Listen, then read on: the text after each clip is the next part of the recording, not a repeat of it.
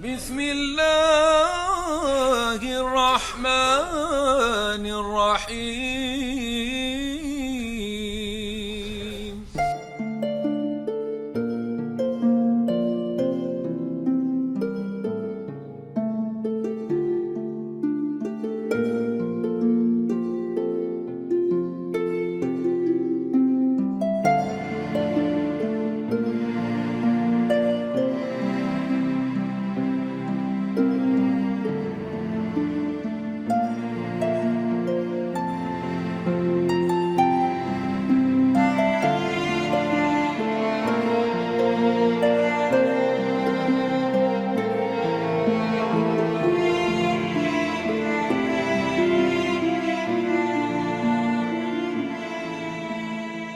Alors, salam alaikum, Azzoul, salam, bonsoir. Marhaba bikoum, cher public, à cet événement particulier parce que c'est à l'occasion toujours de la journée de la femme, la journée internationale des droits des femmes. Il est vrai que nous avons organisé déjà des activités depuis déjà le 7 mars. Donc il y a eu M. Saleh Ali Hikmet parmi nous de Tlemcen. Il y a eu une belle exposition durant 3 jours. Durant 3 jours. Elle a été clôturée jeudi à 17h. Et là, nous continuons nos activités, toujours à l'occasion de cet événement, mais sous une autre forme. L'activité d'aujourd'hui est intitulée Femmes, chant soufi et valeurs humaines.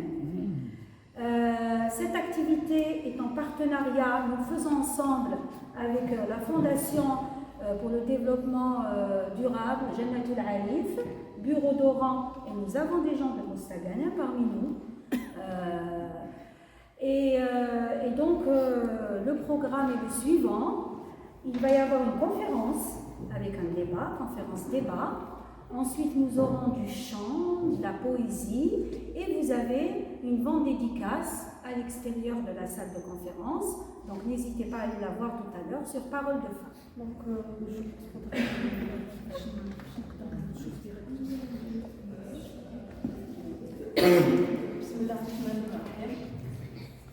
Comme vient de le dire notre sœur Léa Tassi, la thématique d'aujourd'hui c'est femmes, mystiques et valeurs humaines.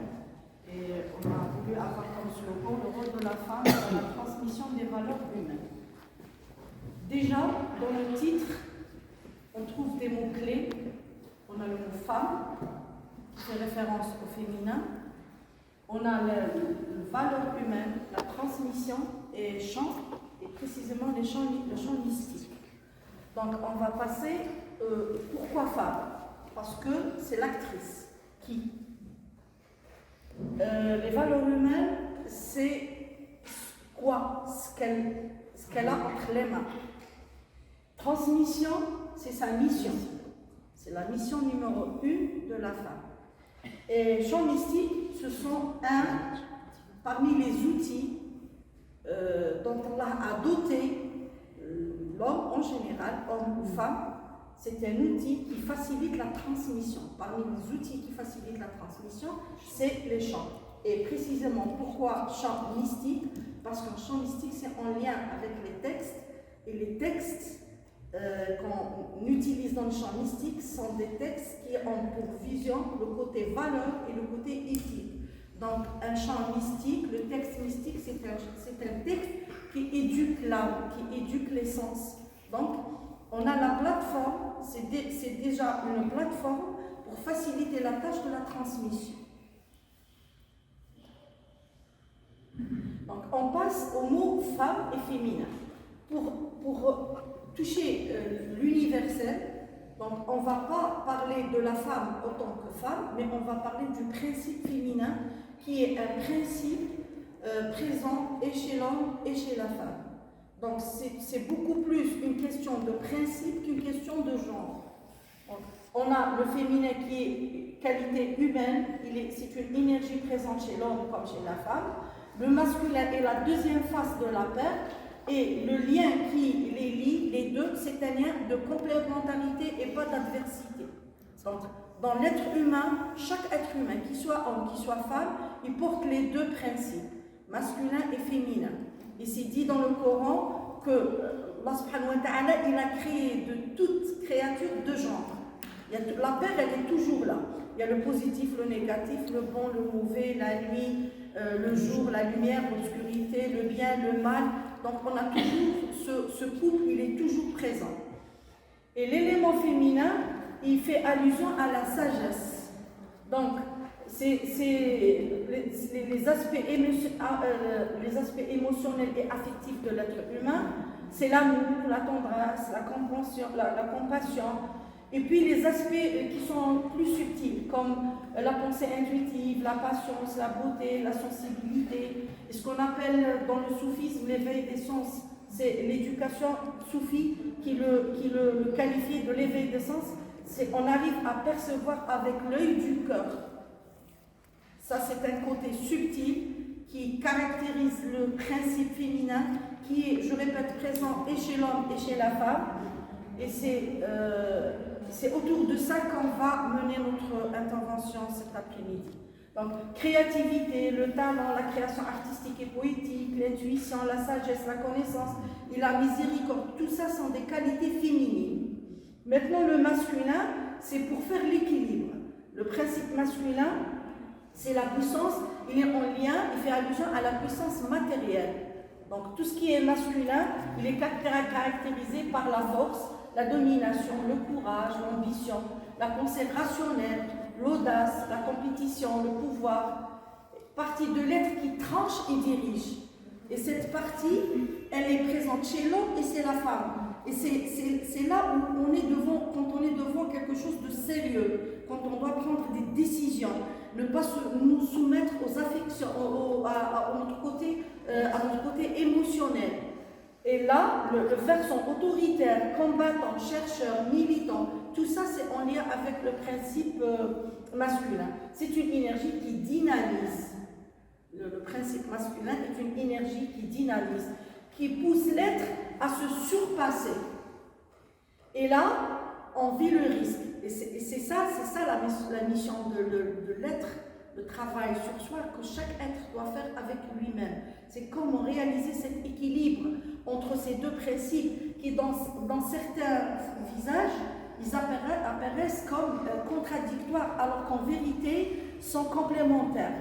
Et là, si on se soumet à 100% à ce côté qui pousse l'être à se surpasser, son côté masculin, à défaut du principe féminin, si on ne fait pas appel au principe féminin pour faire la balance, donc on risque de rentrer dans un déséquilibre, dans l'agressivité, la violence, la personne devient dominante, elle veut imposer son avis. Donc il faudrait toujours faire appel à ce côté féminin qui, avec le masculin, fait la balance pour que l'être lui-même, avant de passer à l'autre, pour que l'être aille bien avec lui-même, pour pouvoir former un environnement dans la paix. Alors, pourquoi les valeurs humaines et quel lien avec le féminin et le masculin? Pourquoi on parle de valeurs humaines en rapport avec la femme spécialement? Parce que les rapports féminins, le principe féminin, toutes les qualités féminines, elles sont souvent, je dis bien souvent, beaucoup plus présentes chez la femme que chez l'homme. Pourquoi? Pour que la mission soit facile. Et le principe masculin, ils sont beaucoup plus solides chez l'homme que chez la femme, parce que pour qu'il ait cet équilibre, parce qu'on a deux choses. On a le masculin et le féminin qui caractérisent l'être, et on a ce masculin et féminin qui doit se multiplier pour faire les autres. Et pour faire les autres, il faut qu'il y ait des hommes et des femmes, qui eux-mêmes, chacun à son tour, portent le féminin et le masculin. Donc pour avoir cet équilibre dans la société, il faut commencer par l'avoir avec soi-même. Alors, notre humanité ne peut s'affirmer que si nous réalisons l'équilibre entre nos valeurs féminines et masculines. Pourquoi la femme? Parce qu'elle reçoit la vie, parce qu'elle transmet la vie, parce qu'elle transmet les valeurs pour la vie. Donc, pourquoi on parle de la femme en relation avec les valeurs? Parce que la vie commence au sein de la femme. Pourquoi la transmission? Parce que la transmission, elle commence avec le cordon ombilical. Donc on a même la trace de la transmission, le lien qu'on avait avec nos mamans. Donc quand on parle de transmission, ça va très vite, on pense très vite à la femme. Cela ne veut pas dire que l'homme ne transmet pas. Mais l'homme, il transmet beaucoup plus les principes masculins que les principes féminins. C'est pour ça qu'on trouve des filles qui ont de très bonnes relations avec le papa, on les trouve des filles courageuses, des filles capables, des filles qui ont de la force. Pourquoi? Parce que cette fille, elle a bien puisé du principe masculin que lui a transmis son papa. Et vice-versa. On trouve des garçons qui ils ont beaucoup d'affection, parce que c'est des enfants, des garçons qui ont fréquenté beaucoup la maman et qui ont été bourrés de ce principe féminin. Et ce n'est pas un défaut que le garçon prenne des trucs de la maman, que la fille prenne des principes du papa. Ce n'est pas un défaut, parce que dans la société, l'individu il a besoin des deux principes. L'enfant, il est innocent, il vit pleinement son équilibre. Donc quand on est, on vit l'équilibre du principe féminin et masculin. On vient avec quelque chose de parfait. On est l'être parfait en arrivant dans ce monde. Garder cet équilibre ou le perdre dépend de ce qu'on lui transmet à travers l'éducation. Donc là, on voit que l'éducation, c'est la clé numéro 1 dans la transmission. Et j'ai fait exprès pour la photo, on voit que le bébé, un nourrisson, dès qu'on le met le doigt dans la main, il ferme. Pourquoi? Parce qu'il y a déjà ce besoin de guide. Donc les parents, avant que la maman soit une maman, elle est un guide pour son enfant. Elle est un guide avec ses sentiments, parce qu'il ne comprend pas les paroles. Elle est un guide avec son discours, parce que c'est son subconscient qui enregistre. Donc même la femme, quand elle berce son enfant, si elle lui chante la paix, si elle lui chante l'amour, si elle lui chante le courage, donc tout ça, c'est quelque chose qui va être ancré dans sa personnalité. Un bébé ne comprend pas le langage, mais il encaisse le message. Les valeurs humaines, quoi et comment? Donc quand on parle de valeurs humaines, c'est un champ vaste. Parce que déjà, les valeurs humaines, avant, c'était spécial à des tribus. Chaque tribu a ses valeurs, chaque société a ses valeurs. Et là, nous sommes devant, je dirais entre guillemets, nous sommes devant un conflit. Parce que la technologie, elle a permis à ce qu'il n'y ait pas de barrière.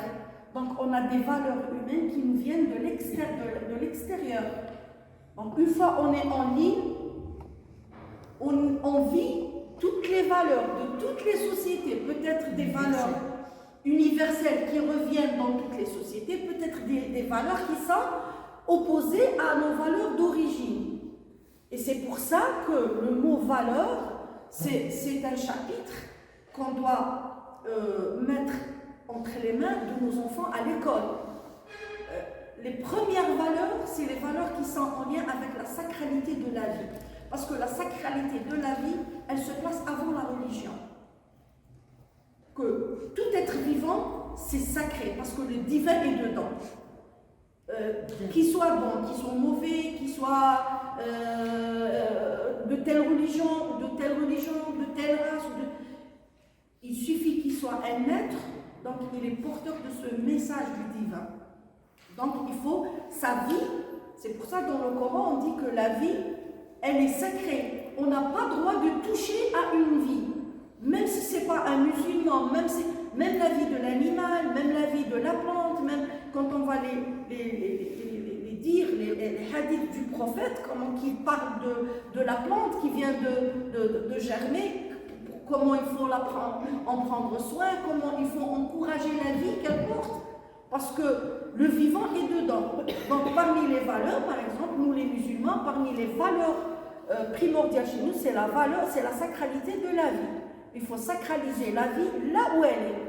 Donc, valeur, elle met en conscience ce qui nous porte. importantes pour nous. Elles animent notre intérieur. Donc, si une personne veut savoir quelles sont ses valeurs, elle se met dans un coin, elle prend une feuille et elle va se poser la question. Quelle est la valeur qui me met à l'aise? Qu'est-ce qui me porte? Qu'est-ce qui m'anime intérieurement? Et elle commence à citer. Une fois elle fait la liste, parmi la liste, elle va sélectionner laquelle de ces valeurs m'anime le plus. Et elle va trouver ses priorités. Parce que nos valeurs nous guident. Donc si on les nourrit, si on arrive à découvrir nos valeurs, on les nourrit parce qu'on voit comme film, parce qu'on lit comme livre, parce qu'on écoute comme chanson, parce qu'on fréquente comme personne, parce que les valeurs se nourrissent. C'est tout un environnement. Donc, connaissant ces valeurs, l'être met en place des règles, des comportements pour respecter ces valeurs. Donc déjà, je découvre mes valeurs, je vais œuvrer pour dresser un listing, faire un listing des règlements qui vont m'aider à préserver mes valeurs, à préserver les valeurs que m'ont transmis mes parents, les valeurs que m'ont transmis mes enseignants à l'école. Parce que la transmission, si on ne préserve pas, on risque de perdre ce qu'on nous a transmis. Donc, donner du sens à sa vie régénère une puissance intérieure. La personne qui découvre ses valeurs, qui nourrit ses valeurs et qui investit ses valeurs dans son quotidien, c'est une personne qui a une puissance intérieure. Donc, les valeurs humaines nous permettent de coexistence harmonieuse, une coexistence harmonieuse. Parce que des fois, on a des envies qui ne sont pas humaines. Des fois, il y a la jalousie qui pousse, des fois, il y a la malice qui pousse, des fois, et on risque d'utiliser des valeurs qui sont contre l'humain. Donc, les valeurs humaines sont là pour redresser ces sortes de comportements et pour nous permettre une coexistence harmonieuse. Vivre ensemble en paix. Nouer des relations nouvelles et consolider celles qui existent déjà à travers toujours les valeurs. Elles nous aident pour une sociabilité des humains entre eux. Parce qu'elles ont un caractère psychosocial. Les valeurs ont un caractère psychosocial. Par exemple, si on prend la valeur de l'acceptation, le fait de dire acceptation, ça veut dire il n'y a pas que moi, il y a une autre personne que je dois accepter. Donc toutes les valeurs, elles sont là parce qu'elles ont un caractère psychosocial, donc elles sont là pour nous servir et nous aider comment être dans un environnement en paix, comment être avec l'autre, comment se comporter avec l'autre, hormis les différences. Donc, elles donnent une meilleure version de l'humain, les valeurs. Quand on veut nourrir une valeur en nous, par exemple la sincérité, une fois que on commence, on veut faire le premier pas pour nourrir cette valeur en nous, on a toutes les contraintes autour de nous qui nous poussent à ne pas être sincères. Parce qu'on est devant l'épreuve. Donc là, parce que pour changer son comportement, il faut changer ses valeurs. Si je ne vais pas bien avec moi-même, si je ne vais pas bien avec les membres de ma famille, si je ne vais pas bien avec mes collègues, si je ne vais pas bien avec mes voisins, ça veut dire que le mal est en moi. Donc il faudrait que je revoie avec mes valeurs. Le fait de vouloir faire ce travail intérieur avec ces valeurs, ça va nous imposer un inconfort. Parce que notre ego a pris l'habitude de se comporter autrement. Donc, vouloir changer son quotidien, vouloir changer son comportement, ça provoque un inconfort. Cet inconfort, il est à court terme. Pourquoi? Parce que plus on travaille sur la valeur qu'on veut nourrir, plus on est vers la fin de cet inconfort. On va découvrir le nouveau monde. Et une fois on sort de cette phase, on va se dire, mon Dieu, j'ai mis tout ce temps en vivant dans cet état et que je prenais comme zone de confort qui me paraissait la bonne. Donc si on arrive avec une force à accepter cet inconfort à court terme, on va passer au confort à moyen terme et à long terme. Par contre, si on tombe dans le piège de l'ego, il n'arrive pas, donc le risque est là, on précipite la période de l'inconfort à court terme et on passe au jugement. Au lieu de dire, moi je n'ai pas réussi à être sincère, je vais dire, l'autre il n'est pas sincère, l'autre il m'a joué des tours, l'autre il n'a pas été à la hauteur. Et là on commence, on vit vraiment l'échec et on passe à la victimisation. Je suis victime de la non-sincérité des autres, je suis victime de la jalousie des autres, je suis victime de la haine des autres. C'est comme si moi je ne suis pas acteur ou actrice de ma vie. Donc, et ça, c'est le piège qui nous bloque vraiment dans notre cheminement spirituel. Là, en parlant des valeurs, on a deux familles de valeurs. Il y a la famille des valeurs horizontales et il y a la famille verticale. Bon, ça, c'est en lien avec la psychologie, avec le développement personnel, mais c'est le même schéma qu'on a dans le soufisme. Dans le soufisme, on a l'horizontalité et on a la verticalité. La verticalité, c'est l'assomption. C'est tous les bons actes qui nous permettent de nous rapprocher du divin, de nous mettre à l'aise. Et l'horizontalité, ce sont les actes avec qui on travaille notre vie personnelle. Et à chaque fois, l'individu, il est sur l'horizontale, il va au travail, il étudie, il va au travail, se marie, il a des enfants, il a une famille, tout ça c'est des responsabilités. Donc là, on est dans l'horizontale. Et de temps à autre, on passe à la verticale pour pouvoir gérer l'horizontale dans la paix et surtout dans la satisfaction du divin. Ce divin qui est en nous. Parce que quand on commet une faute, on peut cacher ça à l'autre et se dire que je n'ai pas commis de faute. Mais avec nous-mêmes, on se voit petit. Quand on ment, on se voit petit. Quand on jalouse quelqu'un, après on se voit petit. Quand on fait du mal à une autre personne, après on se voit petit. Parce qu'avec nous-mêmes, on reconnaît que ce n'était pas un bon comportement. Donc, par exemple, si on prend la prière c'est la verticale. À chaque fois qu'on va à la prière, c'est pour renforcer ce lien avec le divin et revenir vers notre quotidien avec de bonnes bases pour être en paix. Ça, c'est la vision soufie. Maintenant, on va expliquer ça concernant les valeurs. Nous, dans la société, qu'est-ce qu'on nous apprend? Depuis qu'on est enfant, on nous apprend deux choses. On nous dit, tu fais plus tu as, plus tu fais, plus tu as.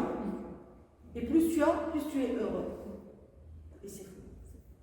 On a été éduqués dans une société humaine qui nous a nourris pour avoir plus, pour faire plus et avoir plus, parce que pensant avoir plus, on est heureux.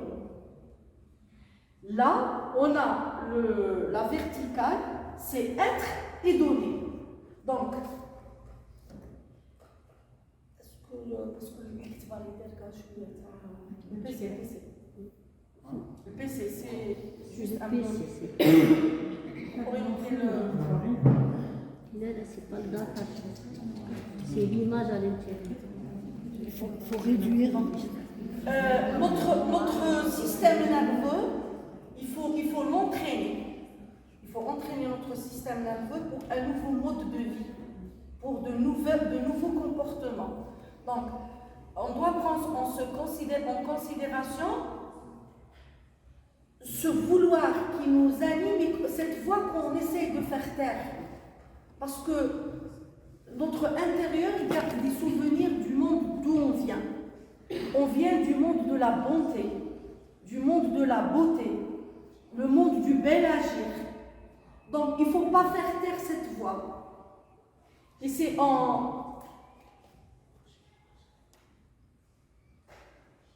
Donc, non, revenir vers la première. Donc là, plus on essaye de nourrir l'axe faire et avoir, tout en ignorant l'axe être et donner. Voilà. Donc, il faut entraîner le système nerveux à prendre en considération ce qui est important pour nous. Donc, c'est un travail personnel. Ni les parents, ni l'enseignant, ni personne ne peut faire ce travail à notre place. Évoluer sur l'axe faire et avoir et ignorer l'axe être donné, c'est une erreur que nous apprend la société. Et là, c'est qui encaisse, c'est l'être qui encaisse. Et cet être qui encaisse et l'être qui encaisse, et on a la société, avec le temps, on a la société qui encaisse. On a l'exemple de la société humaine d'aujourd'hui. Quand je dis la société humaine, c'est la société dans toute sa diversité. On a moins d'éthique, on a moins de respect, on a moins de considération. Ça ne date pas d'hier. Ça, c'est un cumul d'une démission de 2 générations, si ce n'est pas 3 générations. Là, on est en train d'assister au résultat de démission de 2 générations par exemple. Donc là, puisque plus il y a des êtres qui encaissent, plus il y a des êtres qui souffrent, plus il y a un risque pour les générations de demain. Parce que c'est une société qui va cheminer avec un cumul de manque d'éthique, manque de valeurs. On est bien qu'en présence de l'autre. Ça, c'est le point numéro 1. On est bien qu'en présence de l'autre. Maintenant, on dit un autre langage. On le dit tous. Rani bien qu'Rani wahdi. Ki qa'at wahdi li yaht. C'est pas vrai. On n'est pas venu dans ce monde pour vivre seul. Si on n'a pas de bonne relation avec 1 ou 2 personnes, ça ne veut pas dire que tout le monde est mauvais. 2, ça ne veut pas dire que l'autre est mauvais. Donc il faudrait que je revienne toujours vers moi pour chercher comment faire pour pouvoir tisser ces liens de bonté et de beauté avec l'autre. Donc on est bien qu'en présence de l'autre. Être en haut, c'est moi. Donc il faudrait que je veille pour que j'aille bien. Et donner, c'est l'autre, c'est l'altérité. Parce que je me donne à moi-même un moment de paix pour mon bien-être, mais après il y a un suivi, mon bien-être, il va me motiver pour donner quelque chose à l'autre. Parce qu'on est venu sur Terre pour vivre ensemble, pour donner l'un à l'autre, se partager l'un avec l'autre. Et pour le faire, il faut que le être soit nourri. Parmi les choses qui nourrissent l'être, c'est la spiritualité. Donc maintenant, si le monde vit un déséquilibre à l'échelle internationale, c'est parce que le matériel a pris le devant et le spirituel, il se dégrade. Oui, c'est vrai. Au point où on a désacralisé la religion, en général, toutes les religions, de leur spiritualité. Parce que les religions sont là pour vivre ensemble. Et ce que l'humain est en train de faire, il utilise les religions pour séparer les sociétés. Donc, c'est important que l'être travaille sur lui-même. L'autre est le miroir qui reflète mes valeurs. Et ça, c'est un hadith du prophète, quand il dit l'autre, il est là pour que tu puisses voir tes défauts dans l'autre. Par exemple, si je vois quelqu'un qui il souffre des mensonges, quelqu'un qui ment, au lieu de lui dire tu mens, au lieu d'aller dire aux autres attention, cette personne c'est une vraie menteuse, je vais me poser la question. Si je reconnais les mensonges, ça veut dire j'ai cette faculté en moi. Sinon, comment reconnaître le mensonge chez l'autre? Comment reconnaître l'hypocrisie chez l'autre si je n'ai pas le terrain prêt pour être hypocrite? Et c'est ça le hadith du prophète sallallahu alayhi wa sallam. C'est je vais vers l'autre, je vois le défaut de l'autre. Si j'arrive à le voir, j'arrive à l'identifier, ça veut dire que je le porte moi aussi et je dois me contrôler pour ne pas l'être.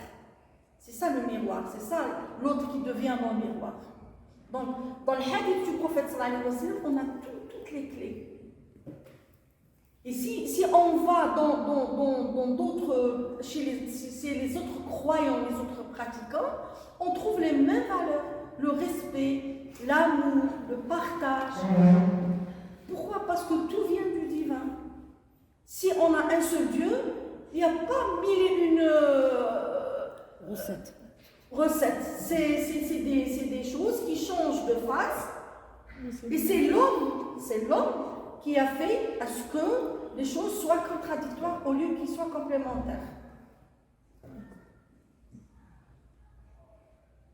Là, on passe au deuxième chemin. Là, plus tu augmentes, on doit changer de langage. Au lieu de dire plus tu fais, plus tu as, plus tu es heureux, on passe à un nouveau langage, plus positif. Là, on va dire, plus tu augmentes ton niveau d'être intérieurement, plus tu satisfais tes valeurs, tes capacités de donner, partager et échanger. Donc le but, c'est pas être heureux. Être heureux, c'est une résultante, c'est un résultat. Mais le but, c'est comment satisfaire ses valeurs, ses capacités de donner, de partage et d'échange. Parce qu'on est là, sur Terre, pour vivre ça. Pour transmettre, pour vivre des moments. Par exemple, maintenant, on est en train de faire un moment de partage. Donc, là, on est en train de répondre à quelque chose de divin en nous. Il y a des gens qui viennent d'ici d'Oran, nous on vient de Mostaganem, il y a des gens qui ont laissé leur occupation. Pourquoi? Parce qu'il y a ce feu intérieur, cette âme souffrante qui veut se nourrir de ses origines. Et parmi les origines les choses qui mettent l'âme dans la paix, c'est les rencontres, le partage, le fait de donner, le fait d'aider. Et là, on a une répartition équilibrée entre être, avoir, faire et donner. On ne peut pas dire que faire, c'est pas bien. Parce qu'on est là, sur Terre, pour faire. On ne peut pas dire avoir, c'est pas bien. C'est bien d'avoir une maison, c'est bien d'avoir une voiture, c'est bien d'avoir un diplôme, c'est bien d'avoir des enfants. Ça, donc, bon Dieu, il nous demande de profiter de la beauté de ces ni'am, de ces enfants. Exactement. Voilà. Mais si on ne fait que ça, ça ne va pas être une vie de sens. Parce que c'est que notre côté animal qui se nourrit. Le matériel surtout. Le matériel. Et si on arrive à faire une répartition équilibrée entre être, avoir, faire et donner, par exemple, j'ai une maison. Donc là, j'ai beaucoup travaillé. J'ai acheté une maison à voir. Maintenant, ça c'est pour moi. Pour donner du sens à ma maison, par exemple, de temps à autre, faire des rencontres chez moi. S'il y a une personne qui a je ne sais pas, peut-être une grande maison, il y a une personne qui souffre, elle doit évacuer son chez elle et moi je peux l'aider dans ce sens. Là, si je donne, si je lui prête ce que j'ai, là, c'est donner, ça va me projeter vers l'être.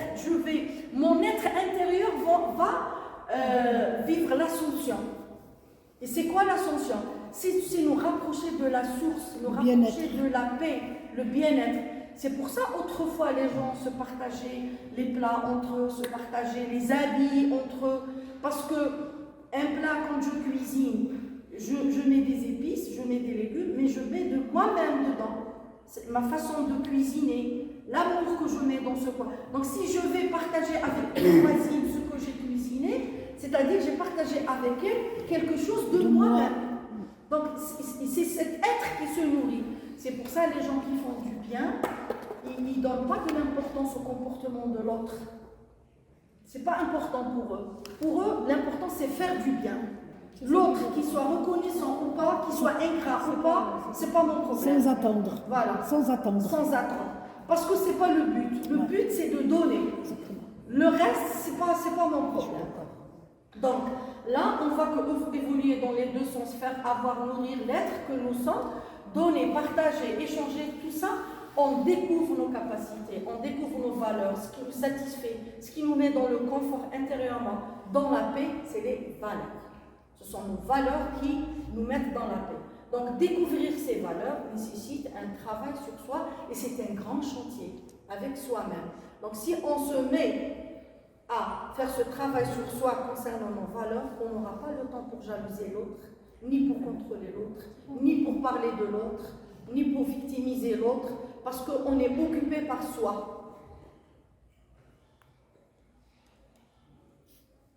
Maintenant, on passe à la transmission. La transmission, c'est un besoin pour une continuité.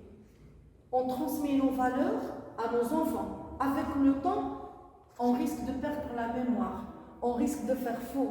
Et ce qu'on a appris à nos enfants commencent à nous corriger, à nous montrer comment le faire.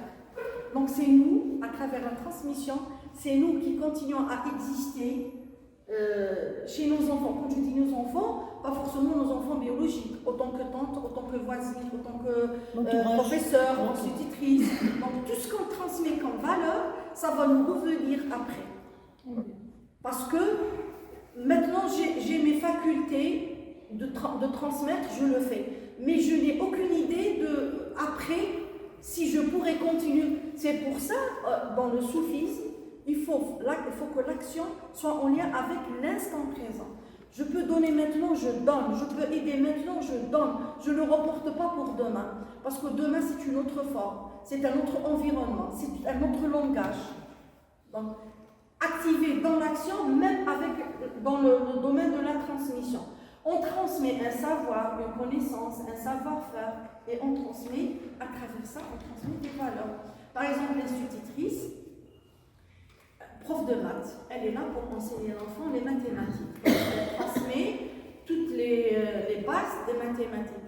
Mais sa façon d'expliquer, sa façon de l'aider, sa façon de corriger, sa façon de revoir avec les cours, elle transmet la valeur, par exemple, de la sincérité, la valeur de la loyauté. Donc, à travers le savoir-faire, les connaissances, on transmet des valeurs sans qu'on s'en rende compte qu'on est en train de le faire. C'est quelque chose qui se fait d'une façon automatique. C'est dans des situations concrètes du quotidien que l'enfant apprendra petit à petit l'importance du partage, de l'esprit, du pardon et de l'honnêteté. On ne peut pas ramener un enfant et lui parler de la sincérité, ou bien de lui parler du partage. Il ne comprend pas. Mais s'il est avec la maman, il est dehors avec la maman, il voit sa mère, par exemple, acheter des fruits, il voit sa mère prendre, par exemple, une orange et la donner à une autre personne. Il ne comprend pas le langage, mais il comprend le geste. Donc, au début, la transmission se fait à travers nos comportements, à travers nos gestes. Si une maman dit à son fils, il ne faut pas mentir, pour lui apprendre à être authentique, à être sincère. Et puis, il voit sa maman mentir à son père, ou bien mentir à son entourage. Donc là, il y a une contradiction entre ce qu'elle dit et ce qu'elle fait. Et il y a un grand pourcentage à ce que l'enfant soit un menteur. Pourquoi? Parce que c'est l'action qui domine sur le dire. La personne, elle est beaucoup plus influencée par les comportements que je peux venir et vous dire je vous aime, intérieurement, c'est le contraire. Mais à travers mes actes, à travers mon regard, à travers ce que je vous envoie comme onde positive ou négative, vous allez sentir mon amour sans que je vous le dise. Donc, c'est beaucoup plus l'action qui représente la personne, et qui résume ce qu'est la personne. On transmet ce que nous sommes indirectement. Il y a deux façons de transmettre. On transmet indirectement à travers des comportements, à travers un quotidien. Ça, c'est une transmission qui se fait d'une façon inaperçue, sans effort. C'est le automatique. Par exemple, je suis là, mon fils est en train de jouer, il y a un malentendu, j'arrange par exemple entre ma voisine et l'autre voisine, mon fils est là, il joue. Mais tout ce que je dis à ces deux voisines pour les mettre d'accord, il y a son subconscient qui est en train d'enregistrer. Donc c'est des choses qui se passent automatiquement. Et le contraire est vrai. Si je suis là pour mettre du feu entre deux personnes et mon fils est là, donc je lui donne l'art et la manière, de façon indirecte, pour qu'il soit une personne qui fait pour casser, pour déranger, pour faire du mal, tout ça à travers un comportement. Je ne lui parle pas, il est là, il encaisse. Donc le risque du subconscient, il est très important. Il faudrait qu'on fasse attention à ce qu'on dit devant un enfant et à ce qu'on fait devant un enfant. Et il y a la deuxième façon de transmettre, on transmet ce que nous avons directement, c'est-à-dire qu'on est conscient qu'on est en train de transmettre à travers une éducation. Et là, il y a une pédagogie, il y a une stratégie, il y a des efforts, Et on parle au conscient de la personne. C'est-à-dire, quand on dit le conscient, c'est les sens qui sont là.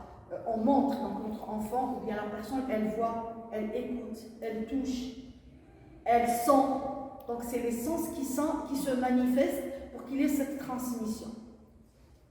C'est pour ça, je reviens vers l'éducation soufie. Il y a un chapitre dans l'éducation soufie qui parle de l'éducation des sens. On doit éduquer le regard, éduquer l'ouïe, éduquer. Donc les sens sont importants. Il y a un lien étroit entre nos sens et nos valeurs. Et il y a un lien étroit entre nos valeurs et nos comportements.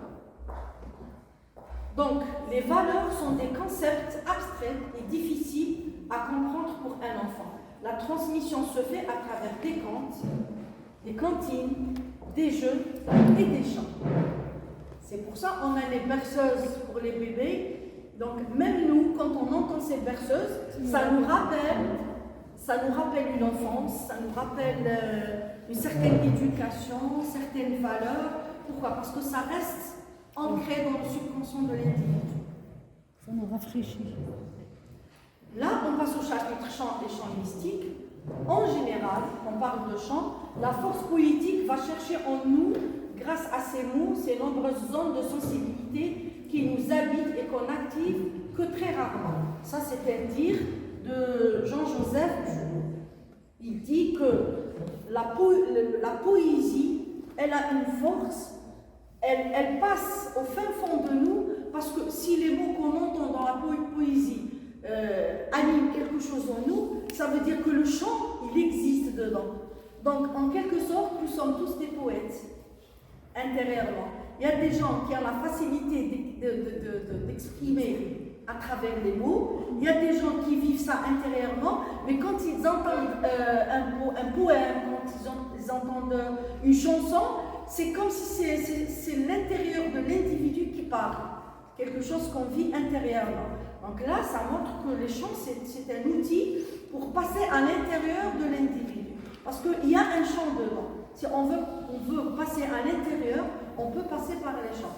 Et c'est pour ça, quand on veut apprendre aux enfants une langue, et c'est une méthode qui est vraiment considérée ces derniers temps, on utilise les chansons. Par exemple, les couleurs à travers les chansons, les jours de la semaine à travers les chansons, le corps humain à travers les chansons, et dans toutes les langues. Moi, j'ai vu ça en anglais, en allemand, en français. On utilise la chanson pour transmettre quelque chose à l'enfant. Parce que ça facilite même le fait d'apprendre. On va voir parce qu'il y a un rythme. Parce que la poésie, elle se soumet à un rythme. Et intérieurement, on a tous cette envie de retrouver le rythme. On vient de quelque chose de très ordonné, d'un monde rythmé, un monde ordonné, un monde très beau. Et on le cherche sur Terre. Et quand on a des composantes qui nous rappellent ce monde, on essaie de nous y rapprocher. Donc par essence, la poésie est un moyen de s'élever, car elle permet de toucher ce que nous avons de plus sensible en nous. Elle est un outil de développement personnel. À l'étranger, là où le développement personnel est très avancé, il y a des psychologues qui traitent leurs malades à travers la musique et à travers les chants. Parce que ça permet de rentrer, de toucher l'intérieur de l'individu. Voilà. Donc, le chant, là, ce qu'on a parlé, c'est ce qui concerne les textes. Maintenant, il y a la mélodie. Deuxième composant du chant, c'est la mélodie. En générant une sécrétion d'endorphine, l'hormone du bonheur, le chant, permet de se détendre. Il implique de se concentrer sur un souffle, de maîtriser tout son corps et d'exprimer ses émotions. Une bonne façon d'oublier le quotidien, de lâcher prise et d'évacuer le stress. Donc, ce qui nous rattache à la mélodie, c'est ce rythme. Parce que si on voit le corps humain, il y a les battements du cœur, c'est un rythme. La respiration, c'est un rythme. Notre façon de marcher, c'est un rythme. Il y a un rythme entre pied gauche et pied droit. Il y a un rythme entre nos deux mains. Avant de lâcher, il y a la deuxième qui est prête. C'est pas réflexe. Donc, tout est rythmé. Quand il s'agit d'un rythme, c'est un appel pour l'être humain. Donc, la voix aussi. Il il y a le rôle de la voix. La voix, elle est le meilleur instrument thérapeutique. C'est l'ultime remède disponible à chaque instant. Lorsque nous chantons, nous stimulons notre organisme depuis l'intérieur par la vibration du larynx et nous ne dépendons d'aucune source ni d'aucun remède extérieur. Des fois, déjà on a ça par exemple aux Aurès, en Kabylie, il y a ce chant des femmes, le chant qui, on les sent qui sort des montagnes, et c'est pas la voix en tant que telle, c'est la vibration. L'écho. La vibration de la voix qui emporte la personne qui chante et qui emporte les gens qui écoutent. C'est ces vibrations. Pourquoi? Parce que tout est vibration. Le monde est vibration. L'air, c'est vibration. Tout est vibration. Donc, là où il y a la vibration, on est bien. Donc, pourquoi ne pas profiter de ça? Si la musique, si le chant, il nous aide à être en paix et il nous aide à faire ce genre de transmission, donc c'est un outil qui est un cadeau divin. Le rythme, la mélodie, la musique favorisent la neurogénèse. Il s'agit du processus par lequel notre cerveau développe davantage de neurones, améliorant ainsi nos capacités cognitives. Libération de la dopamine qui améliore l'humeur générale et elle peut améliorer la capacité d'attention.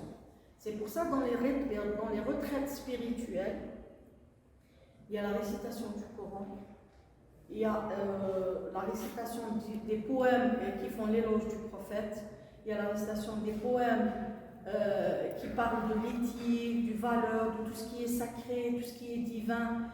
Et ces gens qui font 3 jours par exemple de repos, quand dans la culture soufie c'est 3 jours, quand ils sortent, c'est pas la personne qui est entrée au début, parce qu'ils ont utilisé des outils pour pouvoir embrasser l'individu qui sent intérieurement. Nous, on croit se connaître. Chacun se dit, moi je me connais. C'est pas la peine de me parler, moi je me connais. On ne se connaît pas. Parce que l'être en nous, il est caché derrière des voiles et des voiles et des voiles. C'est pour ça qu'on trouve dans le Coran le mot hujub. Des fois, le savoir, c'est une voile.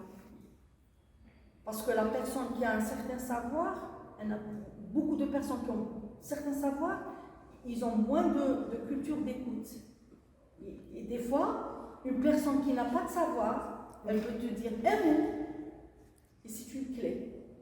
Et qui n'a pas de valeur devant tout, qui a une grande valeur devant tout le savoir, que tu as mis toute une vie pour l'avoir. Donc, cette éducation de passer par la transmission à travers les chants, c'est une des méthodes pour passer directement à l'individu que nous sommes. La prière, si on fait la prière dans les langues, le moment de prière, c'est un moment où on fait ce lien avec cette personne que nous sommes. On se dit, ça c'est divin. Mais quand on va à la rencontre du divin, si on le fait bien comme il faut, on va à la rencontre de soi-même. Ça fait du bien. Parce qu'il n'y a pas soi et divin. Le divin est partout. Le divin, il est en nous. C'est le divin qui nous anime. En dehors, il y a des actes dont on est des acteurs et on est responsable. En cuisine, on travaille, on fait le ménage, on conduit. Tout ça, c'est le conscient. Il y a des trucs qui se font dans le subconscient. On dort, mais les organes continuent à travailler. Donc, c'est une preuve que le divin est en nous. Il nous anime. Donc, plus je cherche à aller vers la rencontre de mon être intérieur, plus je me rapproche de ce divin.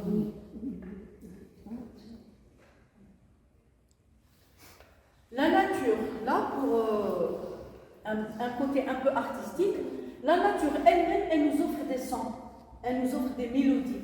Le son de l'eau des cascades, des rivières, le va-et-vient des vagues de la mer, le gazouillement des oiseaux. Tout ça, c'est une musique, c'est une symphonie que nous offre la nature. Avant, les gens ne déprimaient pas souvent. Pourquoi? Parce qu'elles étaient en contact direct, avec la nature. C'est vrai. Maintenant, on est entre des murs, on est dans des cités, on est dans des salles fermées, Donc la nature, on a moins de contact avec cette nature. C'est pour ça que les gens qui sont en contact direct avec ce que je viens de citer, c'est un côté thérapeutique. Donc de temps à autre, il faut s'offrir cette occasion d'être dans la nature, de puiser de la nature. Parce qu'il n'y a pas la nature et l'être humain. Il y a l'être humain dans la nature. On ne peut pas séparer. Je vais vous raconter quelque chose. Une fois, on animait un club d'été au printemps et de printemps à Jannat al-Arif à Moustaqal, avec des enfants de 9 à 14 ans. Et en leur parlant de la terre, avant les enfants ils considéraient comme il y a la terre et il y a l'être humain. Mais en leur faisant ce petit résumé que je vais citer, on a senti que les enfants ont commencé à avoir un lien spécial avec la terre. On leur a posé la question, quand tu es affaibli, tu es malade, tu vas chez qui? Chez la maman. Elle va te faire quoi? Elle va te donner des médicaments. Quoi encore? On a poussé le dialogue jusqu'à où l'enfant a dit, maman me donne une tisane contre la fièvre. On a dit, pourquoi la tisane? Tu vas mieux après la tisane? Oui. Pourquoi tu vas mieux? Parce que la tisane, elle, c'est un remède. Nous, on a dit, oui, la tisane, c'est un remède, c'est vrai. Mais nous, on vient de la terre. Et quand ce corps, sa maman, son origine lui manque, il tombe malade. Quand ta maman te ramène la tisane, on la prend de la terre. Donc, c'est un lien que tu renoues avec la terre. Une fois que tu as le parfum de la maman, d'origine, qui est la terre, tu vas mieux. Le lendemain, comme à Jannat al-Arif à Moustaqal, c'est dans la verdure, c'est dans la nature. Le lendemain, on est sorti dehors. Les enfants ont eu un nouveau comportement avec tout ce qui est plantes, tout ce qui est terre. Ils ont compris qu'il y a ce lien entre lui et la plante, entre lui et la terre. Et c'est une vérité. On ne peut pas vivre, déjà, tout ce qu'on a comme fruits et légumes, ça nous vient de la terre. Le pétrole nous vient de la terre, l'eau nous vient de la terre. Tout ça, Dieu pouvait faire les choses autrement. Mais tout ça, c'est de leçon pour nous que nous venons de la terre. Si on n'a pas ce contact. Donc nous, ce qu'on fait avec la terre, notre relation avec la terre, elle est matérielle. On attend que la terre nous donne des plantes, des fleurs, des légumes, des fruits, du pétrole, de l'eau, des gisements, des minéraux. Mais nous, qu'est-ce qu'on doit faire à cette terre? La respecter. Le trajet contraire, on ne l'envisage pas. On ne veut que prendre de la terre. Mais nous, on est beaucoup plus responsable de la terre qu'elle est responsable pour nous. Protéger. Parce que le bon Dieu il a fait de nous des lieutenants, khalifa. Donc si on est khalifa, ça veut dire on assume, on a des responsabilités à assumer envers cette terre qui nous porte. Revenons au sujet. Donc une étude canadienne très sérieuse publiée dans la revue scientifique NAS démontre que les sons de la nature ont un impact positif sur le moral et les performances cognitives, mais aussi sur le stress ou même la sensibilité à la douleur. Ils sont allés jusqu'à en faire quelque chose de thérapeutique. Donc les mélodies, la musique ont un effet thérapeutique sur l'être humain. Comme conclusion, chanter ensemble. Parce que chanter tout seul et chanter ensemble, c'est pas pareil. Prier tout seul et prier ensemble, c'est pas pareil. Salat al-Jama'a mufaddala 'inda fil islam. Donc, chanter ensemble est une expérience à vivre comme une chance, une véritable possibilité d'être immergé dans une sorte de vibration sonore aux effets bienfaisants. Exactement, c'est bien dit.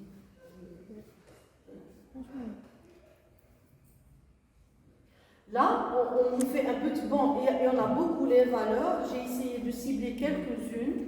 On a le champ mystique, quelle valeur? Par exemple, le partage. La valeur du partage. C'est quoi bien fait? Le partage collectif du bien-être physique et moral. Quand on monte un cercle, même si c'est un cercle de 3-4 personnes, donc c'est un cercle, on passe du 1 à la diversité. Donc, il y a un partage de temps, il y a un partage de bien-être physique et moral, il y a un partage du souffle. Parce qu'on respire même air. on fait sortir du gaz carbonique. Normalement, si on est là 40 et on fait sortir du gaz carbonique, normalement ici, ça, il n'y a plus d'oxygène. Mais tout juste après, on prend de l'oxygène. Il va où mon gaz carbonique? Il va où ton gaz carbonique? Il vient d'où l'oxygène? Si ce n'est pas ce un qui se manifeste, qui purifie. Donc, le partage, c'est quelque chose de très grand comme valeur. Et c'est parmi les valeurs qu'on doit apprendre à nos enfants dès le bas âge, à se partager des choses entre frères et sœurs, entre amis, entre familles, c'est très important. Maintenant, et puis, quand on parle de chant mystique, il y a le partage d'un même texte. On répète les mêmes paroles, la même mélodie, le même rythme. Donc c'est comme si les mêmes voix, l'union des voix, c'est comme si ce groupe devient une seule personne. Parce que tout est uni. Le respect, le respect c'est l'écosystème favorable à notre épanouissement social et professionnel. Donc le respect du temps, le respect de la mélodie, du rythme et du texte, le respect du cercle et le respect de l'autre. Donc le chant, quand on chante en groupe, ça nous apprend le respect. L'écoute attentive, écouter l'autre et écouter le cercle. Des fois quand on est dans un cercle de méditation et qu'il y a le dhikr, on a envie de nous arrêter un moment et n'écouter que ce que disent les autres. Parce que c'est très beau de faire taire sa voix, et comme si la voix des autres, c'est ta voix. Donc ça unit, et ça nous permet de nourrir cette culture de l'écoute. Et une écoute, pas que pour écouter, c'est une écoute attentive. Et c'est là où on va, par exemple, on médite ensemble, et le fait d'écouter, par exemple, un vers d'une qasida, d'un poème, moi je branche avec un mot. Même si en récitant je passe à autre chose, mais mon subconscient, ça, il a branché avec ce mot. Donc je puise de ce mot. C'est comme si c'est une clé qui m'attendait. L'intégration, le cercle de chant, il nous apprend à travailler en groupe. La répartition des rôles, l'enchaînement des rôles, la synergie, parce que énergie, et le cercle, ça va donner une synergie. Apprendre à attendre dans la paix. Quand on est dans un cercle de méditation, un cercle de prière, on n'est pas pressé de parler. On apprécie écouter l'autre. Parce que ce qu'il dit, il nous met dans la paix. Donc, même cet ego qui veut... Parce que généralement, quand on est dans un cercle et on veut discuter, on a l'impression qu'on n'écoute pas l'autre. On attend que l'autre se taise pour que moi je puisse parler. Mais dans un cercle de chant, on a cette paix, on attend avec patience, avec amour. On est bien dans ce qu'on vit comme aventure, comme expérience. Et la responsabilité, un cercle de chant, c'est chacun son rôle, donc assumer comme si je suis la seule responsable. Quand on est dans un cercle de spiritualité, je ne me dis pas pourquoi c'est toujours moi qui le fais, pourquoi l'autre ne le fait pas.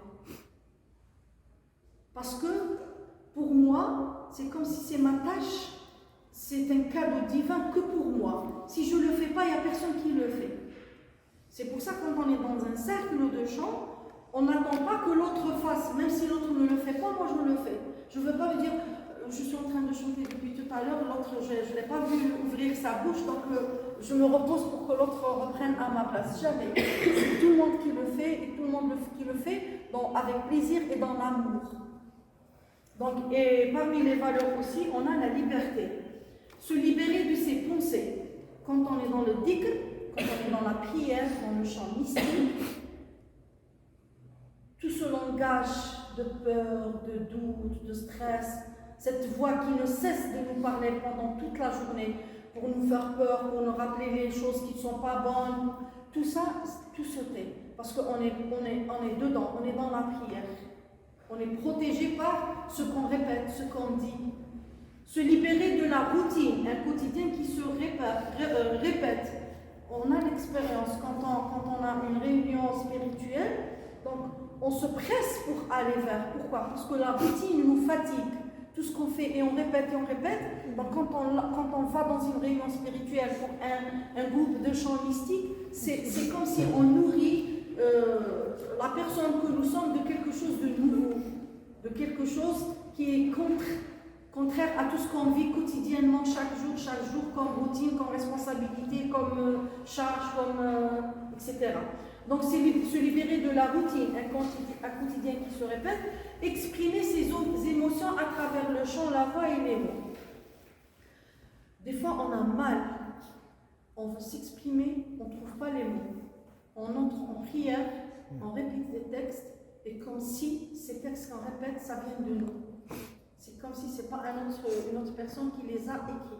C'est comme si la personne qui les a écrits dans la sincérité, généralement c'est des textes qui viennent des saints, qui viennent des gens de sagesse, des gens d'une certaine grandeur. Donc quand on répète ces textes, c'est comme si ces textes, on les connaît, comme si ça vient de notre intérieur.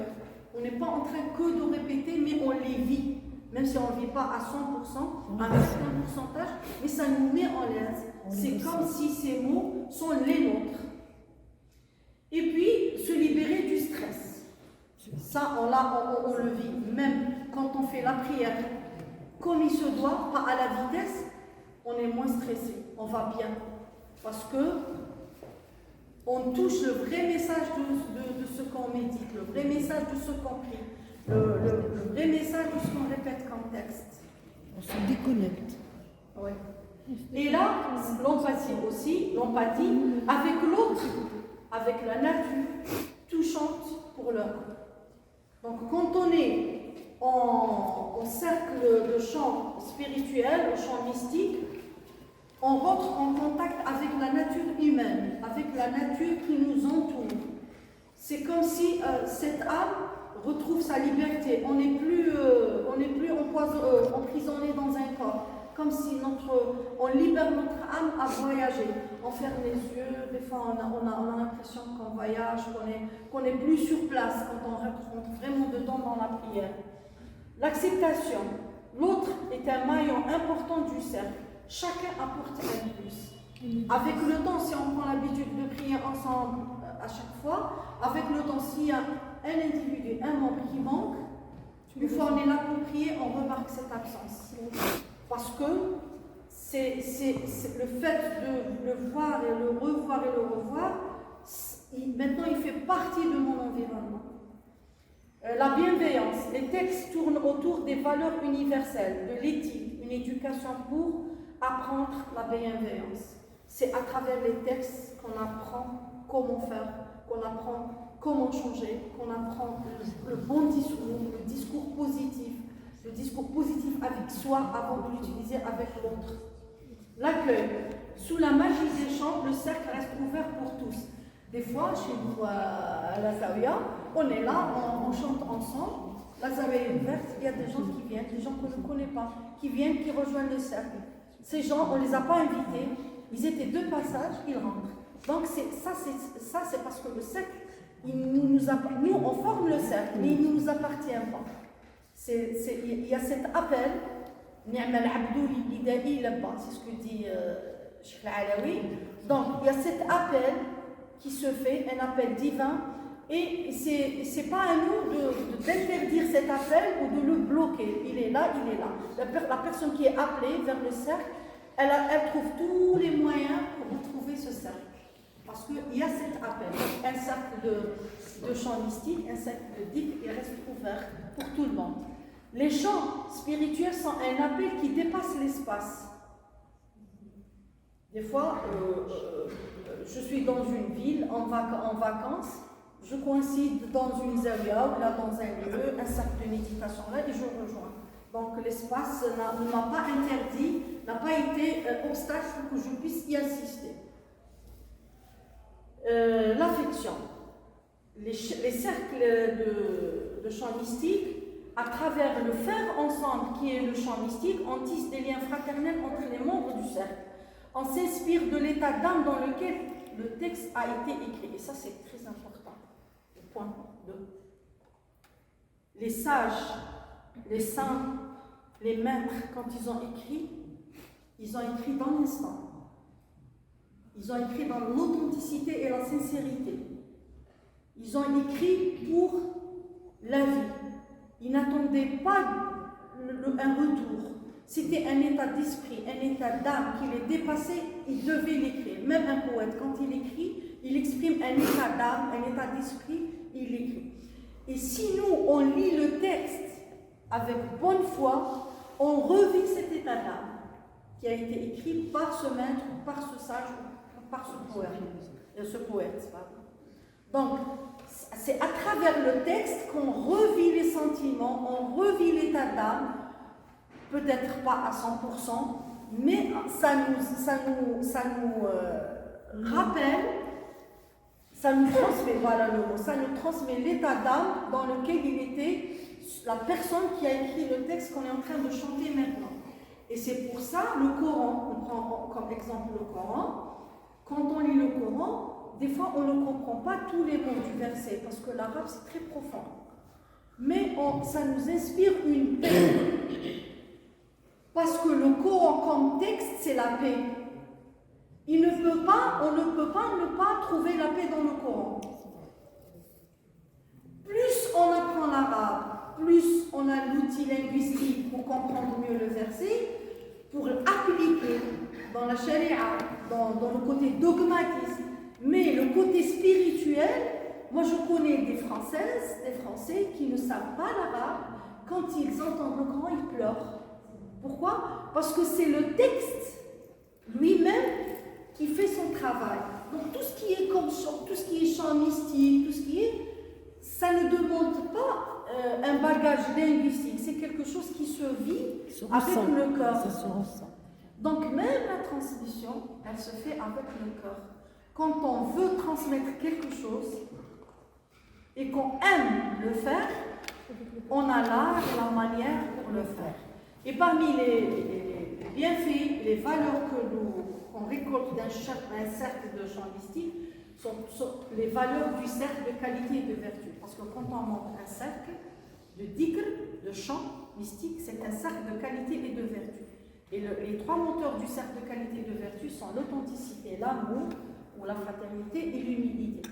Donc le fait de venir et revenir, monter ce cercle de chant avec nos frères et sœurs, on apprend à être plus authentique, à avoir plus d'amour, à sentir ce lien de fraternité encore plus qu'avant, et vivre l'humilité.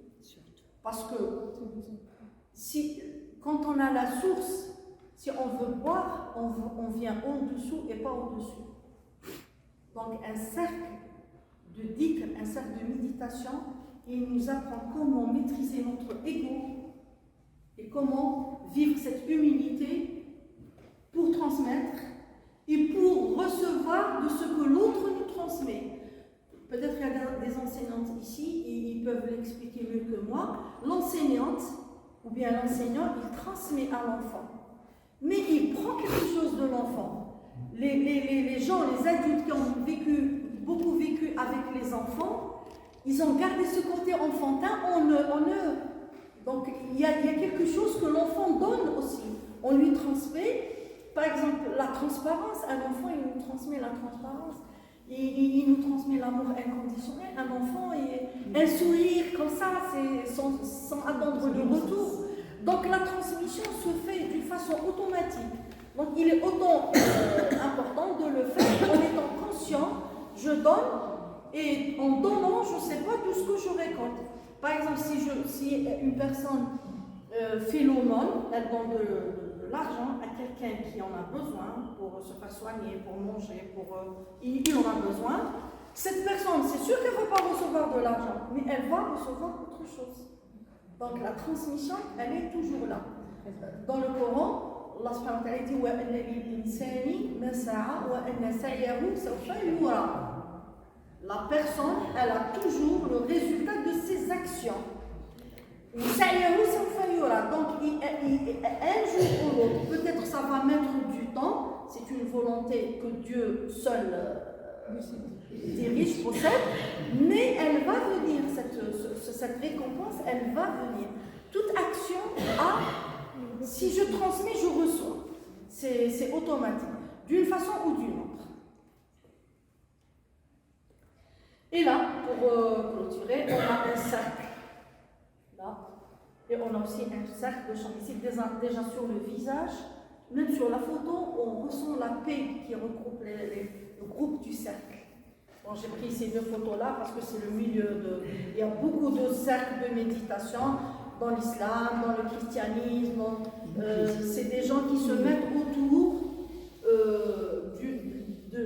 d'une volonté pour méditer, pour faire le dhikr. Et je ne sais pas si ça va être lisible. Ça, c'est un poème que j'ai écrit il y a longtemps et je voulais vous le partager. Vous souhaitez joyeuses fêtes à toutes mes sœurs ici présentes. Merci. Elle, qu'on la qualifie de belle, qu'elle soit quelle ou quelle, esprit calme ou rebelle, habitant ville ou citadelle, sous la lumière des lustres aux flammes de chandelle, adulte et autonome ou encore sous une tutelle, bien rattachée à la vie par un pont, par une ficelle, qu'elle soit donc telle ou telle. Si elle est belle, c'est parce qu'elle est cœur, elle est cervelle. Si nous sommes femmes, nous sommes aussi fraîcheur et flamme. Bien servies, mal servies, nous réservons à vivre cette vie. Si nous sommes femmes, nous sommes aussi âmes, cœur des océans, invitant et accueillant de nouveau cet humain pour une vie de commun, main dans la main, pour aujourd'hui, pour demain, pour le bel agir, pour le bien commun. Si nous sommes femmes, nous dessinons chemin et trame pour les générations futures, pour s'accepter sera une cure de tous les maux, une réponse sûre à tous les poumons et un esprit pur pour faire de la vie un beau roman, du féminin un monument et de l'amour un testament, à respecter sincèrement pour bien exister et pleinement. Si elle est belle, c'est parce qu'elle porte le féminin, ce lien sacré, cet amour ancré.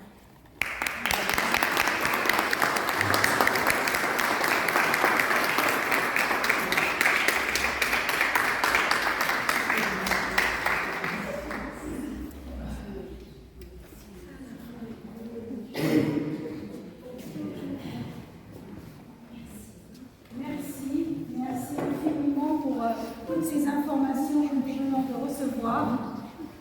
Merci pour votre patience également, parce que c'est vrai qu'il faut vraiment suivre attentivement toutes ces informations, surtout quand on n'a pas l'habitude. Les cercles, tout le monde n'a pas l'habitude de fréquenter ces cercles. Et également, merci aussi parce que ce que vous avez dit est aussi faisable dans d'autres cercles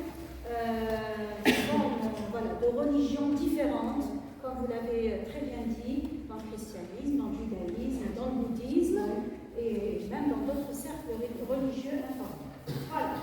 Sans tarder, je crois que le public voudra dire quelque chose, réagir, questions, si vous n'avez pas besoin si vous n'avez pas compris quelque chose, elle est là pour vous répondre. Avant de passer à des petites surprises qui vous attendent.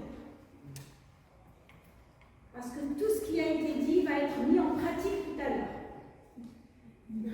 À vous la parole. Je peux être appelée. On commence par la droite. Allez. C'est courage. شكرا على هذه المحاضرة القيمة سيدتي الفاضلة. ذكرت الأم التي تنجب ولكن لم تذكري الأم التي تربي. تربية صبي يتيم مرمي سي با لو peut-être عند ربي تسوى كثير. وعندي ما يدل على أن النبي عليه الصلاة والسلام يقول بأن باب الجنة مفتوح لكل من تكفل بيتيما. J'ai la chair de poule parce que j'ai beaucoup dans mon entourage de mamans qui ont adopté. Il y a qui ont des parents biologiques, mais il y a ceux, j'ai un couple voisin médecin qui sont allés ramener des jumeaux carrément de la pouponnière. مانيش عارفة علاش ما ذكرتيش هذا الجانب. هذه هي. وجو rejoins ce que dit mon amie Leila بالنسبة للديانات السماوية والتوحيد أنه الإيمان يختلج في نفسية الإنسان ولكن كاين بالنسبة لهذه القيم التي تأتي بها الديانات السماوية كان حتى عند اللائكيين. C'est-à-dire, on ne peut pas parler uniquement de religion pour aller parler de valeurs. Non, c'est universel. Donc, on ne peut pas dire, en enseignante que vous êtes, ou là que je suis formatrice, je parle d'éthique, je parle de valeurs, de akhlaq. L'akhlaq, chez ou dit, il me semble.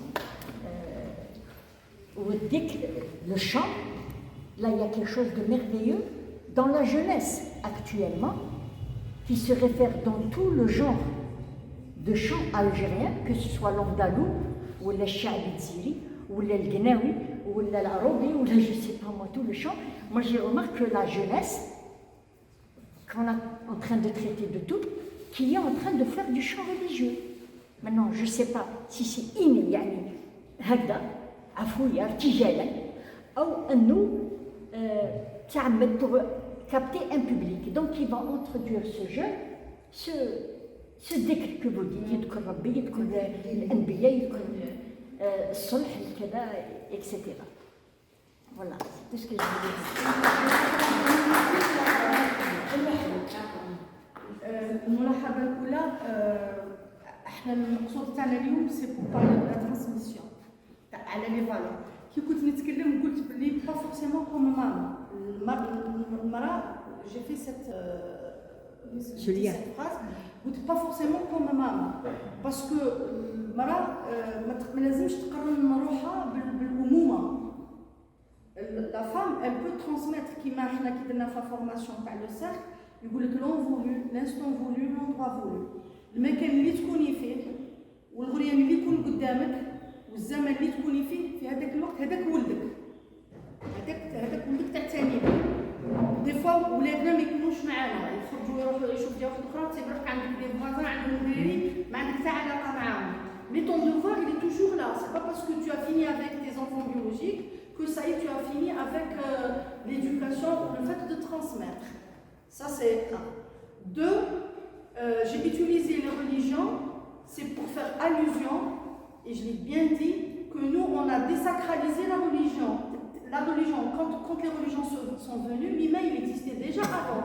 Les valeurs et l'éthique ils venaient avec Sidna Adam. Voilà.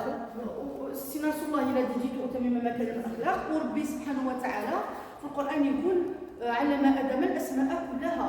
دونك الكرم علمه باسم الكريم، العلم علمه باسم العليم، الشافي علمه باسم الشافي.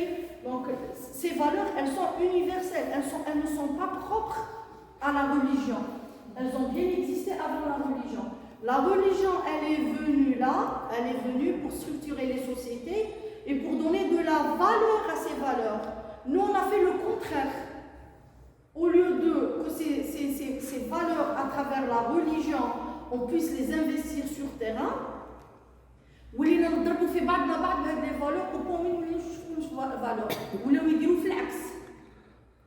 Donc c'est dans ce sens que j'ai fait exprès pour parler de la religion. Sinon, les valeurs, elles sont universelles. On n'a pas besoin d'une religion, voilà, pour prendre soin d'un orphelin, comme vient de le dire Madame. Donc ça, c'est humain. Alors, on passe la parole avec une Madame. D'abord, je vous remercie. Bravo à vous. Vous avez tout expliqué.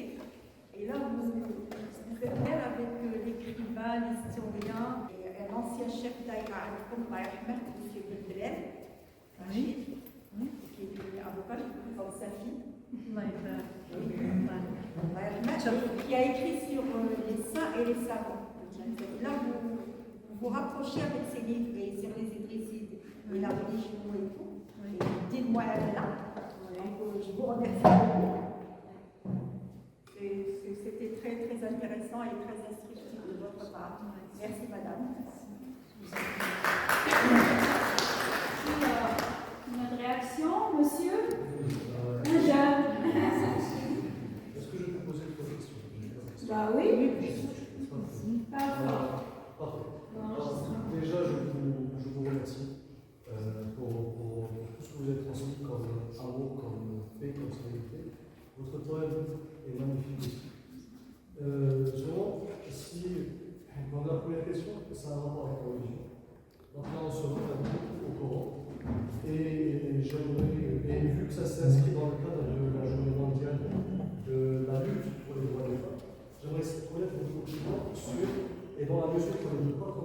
contextualise le Coran. J'aimerais connaître votre opinion sur Sévère et Mufliani en temps de guerre dans l'islam. Pardon? J'aimerais connaître votre opinion sur Sévère et Mufliani en temps de guerre dans l'islam. C'est un point de théologien, j'ai pas la réponse. Ça. Il faudrait qu'il y ait quelqu'un du domaine pour répondre à votre question. Mais c'est bien, on peut programmer, par exemple, un rencontre autour de la thématique. La deuxième question, c'est que tout à l'heure, quand vous avez parlé de la transmission des émotions, vous avez beaucoup plus parlé de la force et du courage que transmet le papa et de la douceur que transmet la maman. Et c'est vrai qu'on peut trouver ces valeurs, par exemple, dans des sociétés du Moyen-Orient, d'Europe, de l'Afrique du Nord, et qui sont des sociétés pratiquement patriarcales. Seulement dans des sociétés purement patriarcales, comme on peut le voir en Afrique subsaharienne et en Amérique du Sud, est-ce que vous pensez que ces valeurs, justement, cette transmission s'intéresse pour vous? Les valeurs ne sont pas propres à une société ou bien à un environnement. La façon de transmettre, oui, ça diffère. La façon de transmettre, par exemple, on ne va pas loin. Avant, on essayait de transmettre par force. Il faut que tu fasses ceci, ne pas faire cela. Maintenant, c'est à travers des jeux, c'est à travers... Il y a plus de communication entre le papa, la maman et les enfants. Il y a les enfants qui veulent tout comprendre, pas comme nous. À notre époque, on nous demandait des choses, on se disait d'accord, Maintenant, l'enfant, il a besoin d'expliquer, de comprendre encore plus. Donc, la façon de transmettre, c'est sûr que ça change. Merci. Troisième question. Aussi du fait le fond dans lequel la société nous implique, qui est celui de donner plus pour avoir plus. D'accord. Est-ce que vous ne pensez pas que cette valeur vient à la base de la religion dans le principe du Juma, du Hajj et de l'A et du Salat Hajj? Non, faire plus, tu as plus, ça c'est légal, ça c'est l'axe. Mais c'est la suite. Tu as plus, tu es heureux, plus tu as plus, tu es heureux. Ça c'est ça qui est faux. Parce que là, on essaie de mettre un lien entre le avoir et le bonheur. Alors que le bonheur, c'est pas forcément tu as plus. Le bonheur, c'est comment gérer le peu que tu as entre les mains. Donc la faute que nous a inculqué la société, c'est le fait de nous dire plus tu as, plus tu es heureux. Mais plus tu fais, plus tu as, ça c'est... Là tu fais plus, tu as plus. C'est dans la religion plus tu fais, voilà, plus tu fais, plus tu as. Plus tu fais, plus tu as, ça c'est sûr. Mais plus tu as, plus tu es heureux, non. Comment tu gères ce que tu as, c'est ce qui te mène vers le bonheur. C'est pas plus tu as. La faute elle est là, donc plus tu as, plus tu es heureux. Alors, Samira. Alors, tout d'abord, merci pour cette présence lumineuse qui m'a fait voyager dans un passé que je ne verrai pas. Ça c'est intime à nous deux. Donc, l'intitulé de votre conférence, c'est Femmes, chants, soufis et valeurs humaines. Donc, j'en déduis de tout ça que vous avez parlé de soufisme, qui a vraiment englobé tout. Moi, je vois quelque chose, vous avez présenté quelque chose qui vraiment traduit le soufisme, parce que valeurs humaines, en effet, c'est universel, mais le soufisme est une voie de la religion musulmane, donc qui mène vers l'universalité. Donc, à mon humble avis, vous avez parlé de beaucoup de soufisme entre les lignes. Et j'ai vu un appel à l'amour qui, de toute manière, est universel à toutes les religions et à tous les courants spirituels. Je ne vois pas réellement de doctrine, mais réellement une spiritualité qui est qu'on ressent, de par votre posture, de par ce que vous dégagez comme énergie, de par votre pensée, qui est vraiment rassembleur. Donc je vois vraiment quelque chose qui parle de soufisme et non pas de valeurs intrinsèques à telle religion. Vous n'utilisez pas à travers votre conférence du tout, au contraire, vous appelez à l'union. Maintenant, concernant c'est-à-dire la laïcité, le soufisme est intrinsèquement lié à la laïcité. Hein. Quand je vois la doctrine soufie, quel enseignement elle transmet, mon père m'a transmis vraiment une forme de religion laïque quelque part, qui est détachée de certaines doctrines, qui n'a fait donc je vous remercie pour ce rappel lumineux qui m'a ébloui, qui m'a beaucoup nourri. Merci beaucoup pour ça.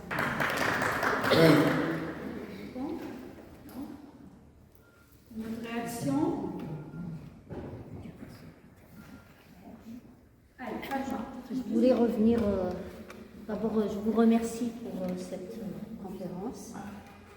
Je voulais revenir au contenu des chants et donc leur dimension mystique et aussi la forme d'organisation pour l'échange qui est utilisée en psychothérapie, par exemple les groupes de parole thérapeutiques, la dimension aussi poétique pour l'art-thérapie.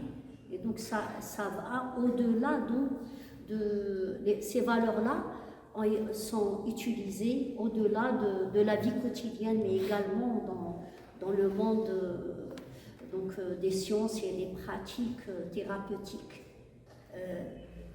De plus en plus, pour l'accompagnement des personnes en difficulté, notamment les femmes victimes de violences, on fait appel à la thérapie de groupe qui fait référence aux valeurs que vous avez citées par rapport au champ mystique, par exemple l'écoute attentive, ce qu'on appelle en psychothérapie l'écoute active, parce qu'il y a une interaction entre la personne qui écoute et celle qui a besoin d'être écoutée, mais aussi la valeur, les autres valeurs, je ne vais pas les reciter, vous les avez, mais ça m'a renvoyé justement à ces pratiques thérapeutiques. Tout à l'heure, vous avez justement parlé de l'utilisation thérapeutique des chants, oui. Et on connaît un chanteur algérien connu, mais pas connu pour ce qu'il a apporté justement à la thérapie des enfants autistes, Allah. Les chants de Allah ont été utilisés en Allemagne dans une école pour soigner, en expérimentation, pour soigner les enfants autistes, et ça a donné des résultats extraordinaires. Et donc, on s'approprie peu nos valeurs. Et souvent, les valeurs qui nous construisent et qu'on considère des valeurs, de bonnes valeurs, on a l'impression qu'on les importe de l'Occident, oui. Alors qu'il y a eu plutôt deux sens. D'abord, les Occidentaux qui ont découvert ces valeurs et qui ont su se les approprier et souvent aussi les théoriser. Et après, nous, on les découvre chez les autres alors qu'ils sont dans notre quotidien, dans notre culture populaire, dans nos pratiques religieuses. Donc, je voulais vraiment... Merci. Est-ce qu'il y a encore une autre réaction? Alors, une dernière réaction. Vas-y, Malika. Merci beaucoup pour cette conférence, c'était vraiment... je voulais juste vous dire, dernièrement, ça fait pas longtemps, j'ai lu un très bon livre sur la vie de Gandhi. Et je peux vous dire que tout ce que vous avez dit là, ça me replonge dans cette biographie de Gandhi. Et j'ai l'impression que finalement, tout ce qui est spirituel se rejoint, parce que Gandhi, c'était une personne extraordinaire, et il a appliqué pratiquement tout ce que vous avez dit, un pacifiste, un non-violent. Quand on pense qu'il a pu pratiquement libérer l'Inde du joug colonial britannique par la non-violence. Il était contre la non-violence. Il voulait que toute son action reste dans le pacifisme, et donc il avait une sorte de spiritualité que je trouve, moi, très proche du soufisme. Et c'est extraordinaire. Une toute petite question.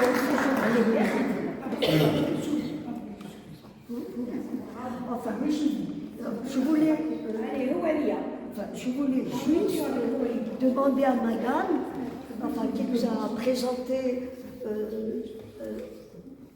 les chants mystiques, et vous nous avez dit que le groupe des femmes, enfin, chantaient des poètes mystiques et qu'elles essayaient de retrouver en chantant ces poèmes mystiques un petit peu le souffle qui animait le poète mystique lui-même. Je voulais simplement savoir, est-ce que vous pouvez nous donner des noms de ces poètes mystiques que vous chantez, par exemple? Par exemple, pour la tariqa, nous, dans notre réunion à Jumel Traïf, on chante les qasidas de Cheikh Al-Alawi, de son successeur, Cheikh Hadj Adda, les qasidas de Sidi Bouhidine, de Ibn Farid. Donc, Jalaluddin Rumi. Donc, c'était. Et ici, on. Ah, très bien. Je dis très bien parce que Abu Staghané, le plus grand mystique de Sidi Abd Qadir Jilani, qui a chanté exclusivement Sidi Abd Qadir Jilani, alors, enfin, ça me fait plaisir d'entendre que Sidi Abd Qadir Jilani n'est pas oublié dans les Madame, on a dit qu'un cercle de dhikr, c'est ce qu'on a dit, un cercle de dhikr reste ouvert. Donc ouvert aux gens qui viennent faire le dhikr et ouvert au texte. Donc parce que tous mènent au même vers cet équilibre de l'individu, ça même à la source. Alors, si on a fini, maintenant on va passer à la pratique.